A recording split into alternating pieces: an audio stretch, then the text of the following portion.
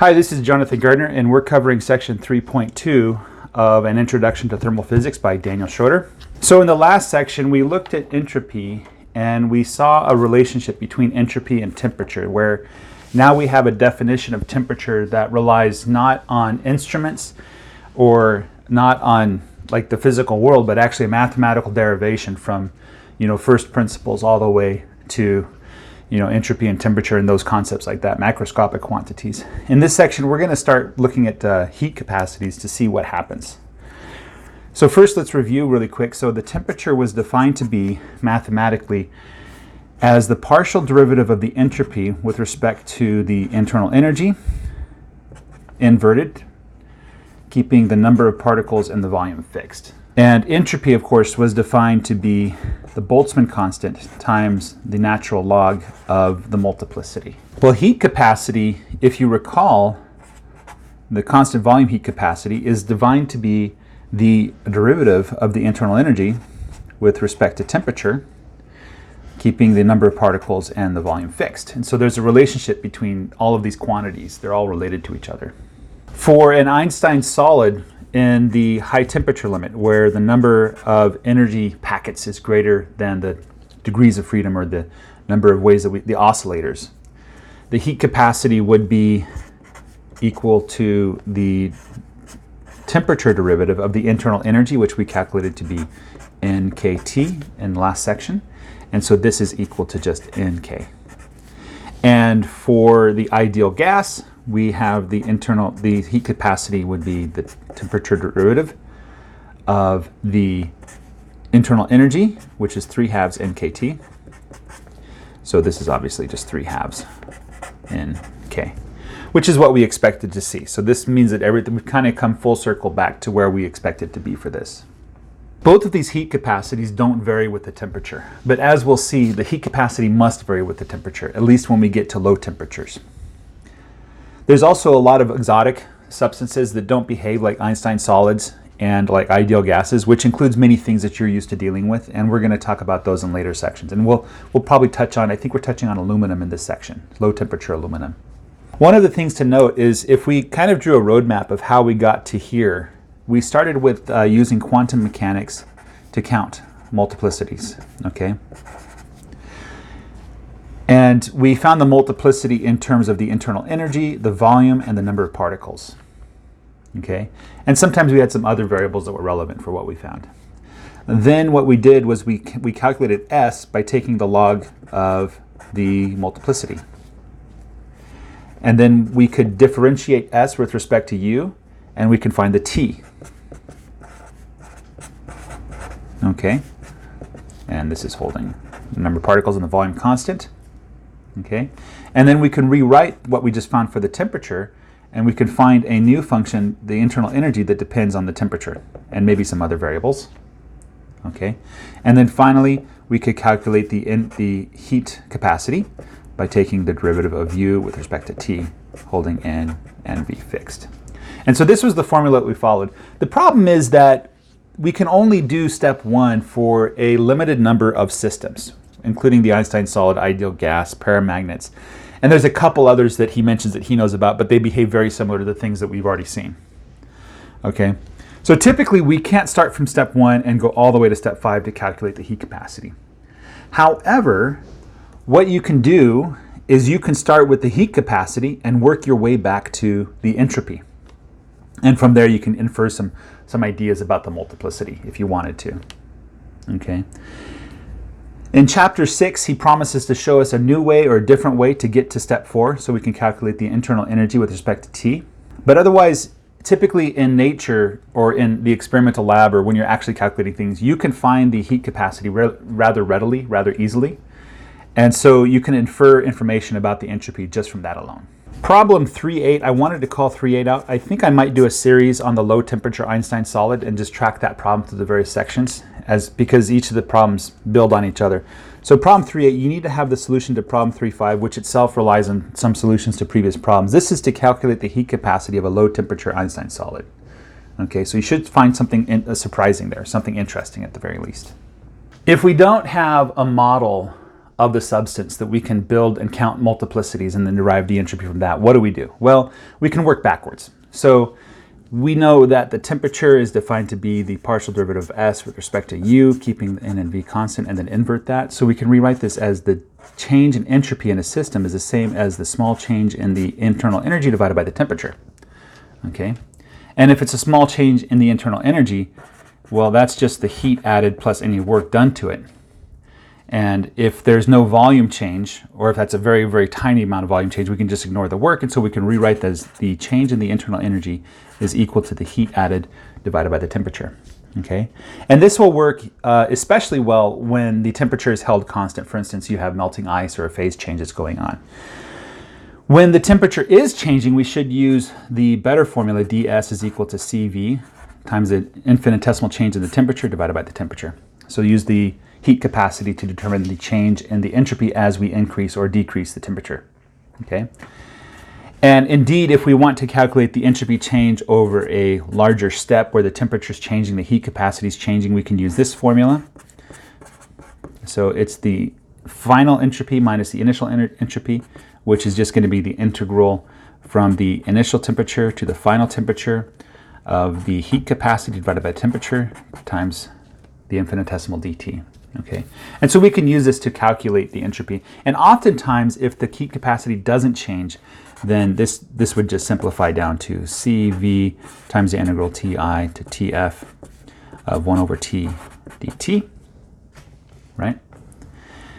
And he gives an example here. He says we have 200 grams of water. And we're going to go from 20 degrees Celsius to 100 degrees Celsius. And we want to know what is the change in entropy. Well, that's just going to be the change in entropy is the heat capacity of water, which is 840 joules per Kelvin, times the integral from 293 Kelvin all the way up to 373 Kelvin of 1 over T dt. So that's obviously going to be the log. So we get 840 joules per Kelvin times the log of 373 divided by 293, which should give you about 200 joules per Kelvin. Okay? That might not seem like a lot of entropy, but remember the entropy is the log of the multiplicity. So this is a fantastically large change in the multiplicity. So the multiplicity is increasing by a factor of e to the 1.5 times 10 to the 25. Okay, that's what you would get for the multiplicity if you inverted that s equals k log of multiplicity.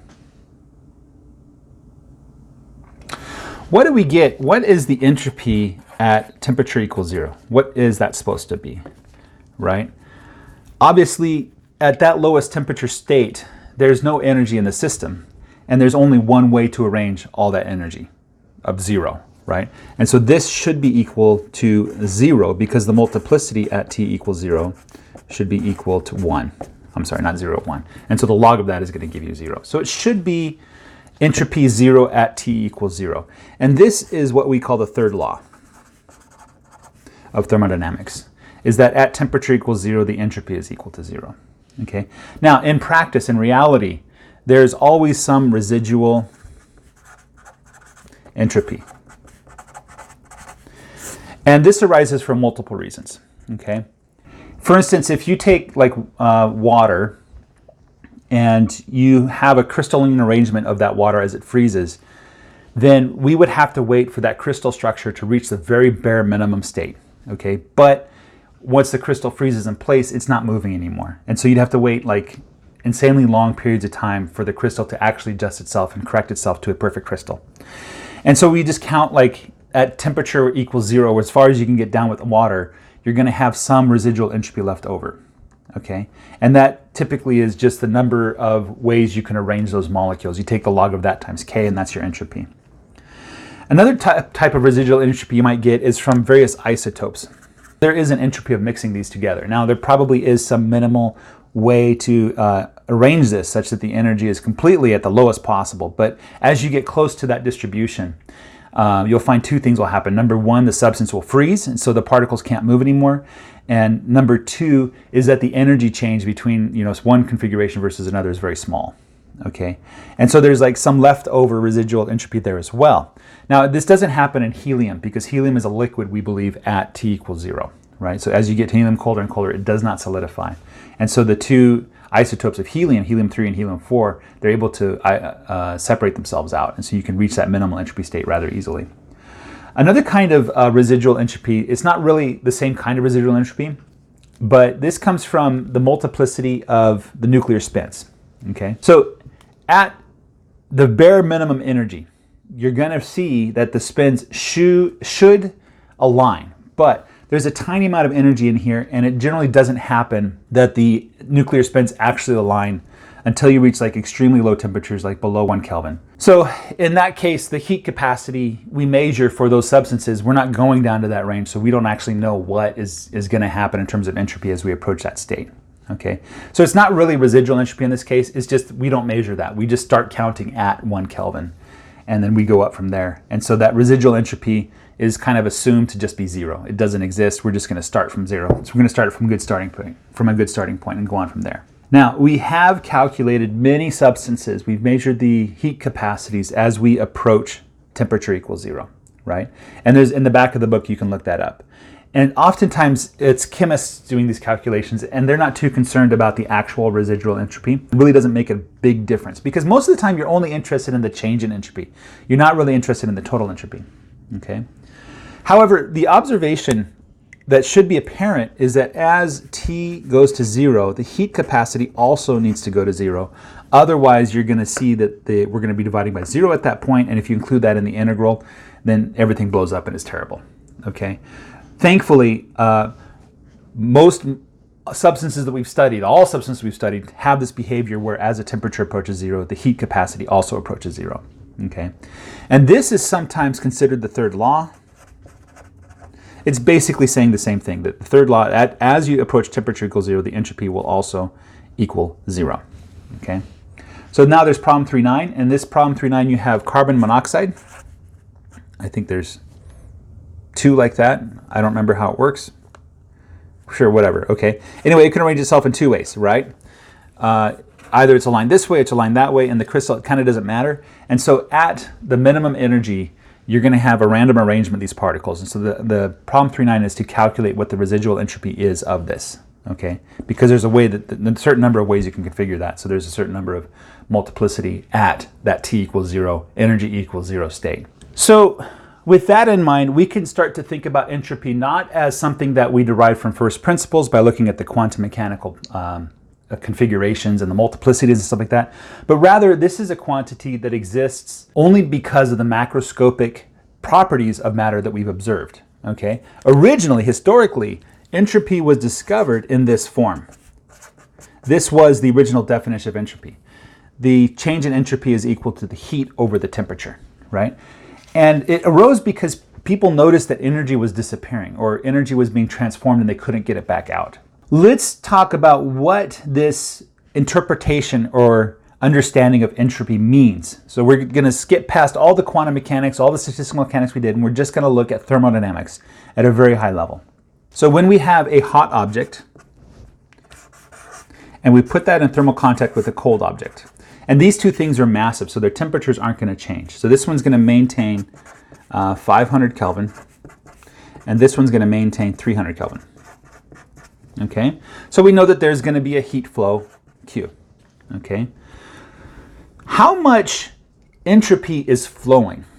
Like, let's say we wait until 1500 joules have flowed, and so the change in entropy is equal to the heat flow divided by the temperature, but we have 2 temperatures, right?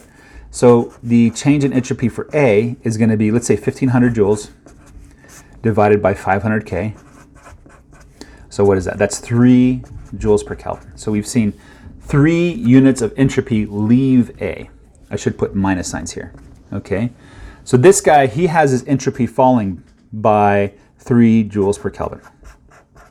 On the other hand, the change in the B, we're going to see 1500 joules come in, But this is at a lower temperature, at 300 K. And so we see that it's adding 5 units of entropy, 5 joules per Kelvin. This is pretty interesting, right? Where did this entropy come from? How was it created, right? And if we don't have this microscopic quantum mechanical view of the universe where we're counting multiplicity, it's kind of mysterious where this stuff comes from. Now, he has this illustration. He talks about like fluids. You can think of energy or heat as a fluid that flows between objects from hotter to colder, right? It's really hard to explain why it flows from hotter to colder if you think of it this way, but you can think that this quantity is conserved, right? There's only so much fluid in these objects and it only shares so much. However, when it comes to entropy, when the entropy crosses that boundary, or the energy crosses that boundary, it loses some entropy and gains a lot more. So somehow that energy is translating to more entropy. One way you can look at this, and this is a very strange way, this is kind of my way, is A and B are nations that have their own currencies, right? And when you do business in A unit of energy translates to a certain amount of entropy. Whereas when you do business in B, a unit of energy translates into more entropy. Okay, and that's why the energy is flowing towards B, because it's more valuable, I guess, is the way to. Like, this is going back to that silly analogy from the last section, where you have people that are trying to maximize people's happiness. Well, the higher temperature objects, the reason why they're higher temperatures is because they don't get as much entropy for each unit of energy, and so they're willing to shed that energy to objects that would get more entropy for that energy. Okay, and temperature is that, not we call it generosity, but really it's the propensity of these objects to seek more energy and generate entropy from that energy. And we move them to objects that would increase the entropy more than the other objects would. So problem 310 is to calculate the entropy of melting ice in kitchens. It's fairly straightforward, pretty simple. Problem 311 is what happens when you mix cold and warm water. So if you wanted to solve this, you just have to find what the resulting temperature is and how much entropy was gained and lost there. Thankfully, the heat capacity of water doesn't change that much, so you can just consider it constant. 312 is to figure out how much entropy we're creating by keeping our houses warm on a cold winter day. If you're not from a climate that has cold weather, just consider the outside is 0 degrees Celsius, and you might have to look up how much energy is actually spent. So ask somebody from a cold climate, how much do you spend on your heating bill, okay? Or you can just pick a number that sounds reasonable. You know, pick somewhat large number of joules that are transferring every day. Okay, and then you can figure out how much entropy you've created. Problem 313, this one's a little bit weird. So we get how much energy is coming from the sun per watt of the surface of the earth. And that is an average for the entire surface of the earth. So you calculate the total wattage of power coming to the earth. You calculate the temperature difference to calculate how much entropy is leaving the sun and coming to the earth.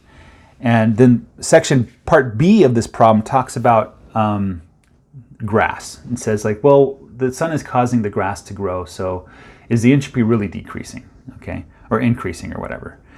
And this gets back to the issue with calling entropy disorder.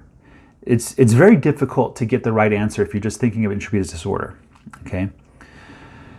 So how do you argue that even though you see grass growing, trees growing, you know, squirrels and chipmunks running around eating nuts and stuff like that, even though you see these things, how do you explain that that's actually more entropy than if those things weren't there, right? So that's something you have to talk about. That's something you have to think about. 314. So this one gets into the heat capacity of aluminum at low temperatures, below 50 K, right? So we're at super low temperatures. And so it has this strange form where the heat capacity of aluminum is equal to alpha times the temperature plus beta times the temperature cubed, okay?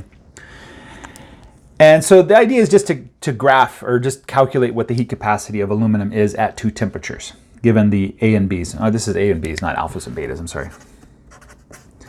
Not A, it's A and B, not alpha beta, okay? So calculate that, and if you want to, you can probably graph this as well. You'll see that one term dominates at a certain temperature and another term dominates at another temperature range. And of course, you should note that the heat capacity in this case does descend to 0 when the temperature is 0. Problem 315. This is using the virial theorem that we studied in section 1, problem 155, if you want to go back and look at that. This is the virial theorem to estimate the heat capacity of a star, okay? So we're going to estimate the heat capacity of a star. We're going to calculate the entropy. Okay, and what is the temperature of the thing receiving the entropy? Well, that's the temperature of space, right? Which isn't 0. right? That would be bad if the space was 0. But anyway, so the star is creating or losing or shedding energy, and its entropy is changing as it loses energy. How does the entropy change? Okay, problem 316. This one's kind of interesting. These problems, to be honest, 316, it always bothers me. So this one is like, we have a bit in a computer. So basically a bit is a box where you can store a 1 or a 0 based on whether or not there's an electron. And it kind of doesn't matter which one is which. Just consider that one of these things has more energy than the others. There's a unit of energy Q, just like we did for the Einstein solid, right? And these bits can either have it or they don't, right? They can't have 2, they can't have 3, they can only have 1 or 0. And so the idea is to calculate the multiplicity of when the memory is cleared versus when you have stuff stored in the memory. And you calculate the entropy that the computer actually has, okay? And you consider the temperature and how much heat is flowing into or out of the computer, and then you can calculate the entropy change based on the heat leaving the thing. But you can also calculate it the other way around, right? So you can calculate the entropy based solely on the multiplicities. So you can see like what happens when you wipe the memory. How much entropy did you lose? Where did it go? How did it leave, right? Anyway, those are interesting questions. So guys, have a great day. I'll catch you for the next section. This was sponsored by Tony Lee. He's supporting my channel at the $20 level on Patreon. And I appreciate everybody that supports my channel through Patreon, and especially people that use the Amazon affiliate links in the description, where I get a couple bucks as a kickback when you buy books on Amazon. Of course, if you can't do that, I highly encourage you to share this channel with others. I think this is the best way to grow the channel. Guys, take care and bye-bye.